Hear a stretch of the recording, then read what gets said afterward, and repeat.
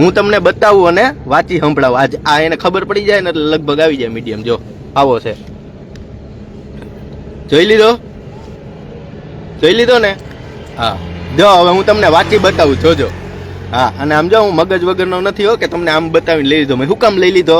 હજી આ જોવું છે આ બધા શું કરે છે. આ બધાને એમ કે આપણે બધા કુંભના મેળામાંથી આવ્યા. ના ના, અમે દર્શન કરવા હજી ગયા જ નથી, અમે જવાના છીએ. બરોબર, એ કુંભના મેળામાંથી દર્શન કરીને આવી જાય ને તો અમને વધારે દિવ્ય દ્રષ્ટિ મળે.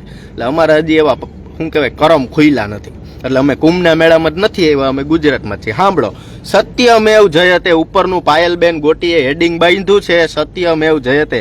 હું પાયલ ગોટી સર્વ સમાજની જનતાને મારી તેમજ મારા પરિવાર તરફથી આભાર વ્યક્ત કરું છું. આ પહેલો ફકરો, બરોબર. આભાર વ્યક્ત કરું છું કે તમે અમારી સાથે ઊભા રહીને સરકાર સામે લડવામાં સપોર્ટ કર્યો અને સરકારના જૂઠાણાને સમાજની સામે લાવ્યા. આ પાયલનો પહેલો ફકરો. બીજો ફકરો એવો આવે છે, તેમજ મારા ગામના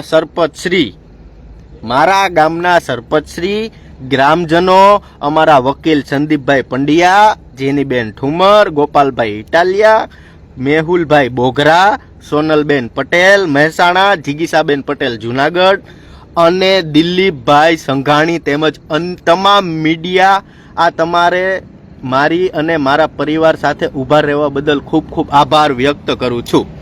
બરોબર, આ આ પત્ર પાયલનો ઓરિજિનલ. બરોબર, આ બે ફકરા પૂરા થયા. મને સર્વ સમાજે સાથ આપ્યો જે બદલ હું આભાર વ્યક્ત કરું છું. આ પત્ર મીડિયાની અંદર આપવાનો હતો, આ 2 પાનાનો પત્ર. બરોબર, આ મીડિયાની અંદર આપવાનો હતો